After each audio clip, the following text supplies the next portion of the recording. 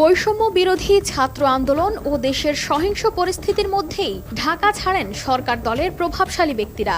দেশের পরিস্থিতি নাজুক দেখে বিদেশ থেকেই স্বজনদের জন্য কাটেন ঢাকা ছাড়ার টিকিট। এদের মধ্যে রয়েছেন প্রায় 2 ডজন এমপি মন্ত্রী। পাড়ি জমিয়েছেন যুক্তরাষ্ট্র, যুক্তরাজ্য, কানাডা, সিঙ্গাপুর সহ কয়েকটি দেশে। দেশের সংকট মোকাবেলার পরিবর্তে দেশ ছাড়াকে দুঃখজনক বলে মন্তব্য বিশিষ্টজনদের।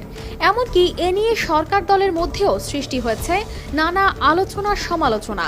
একটি জাতীয় দৈনিকে প্রকাশিত প্রতিবেদনে জানা যায় এমন তথ্য।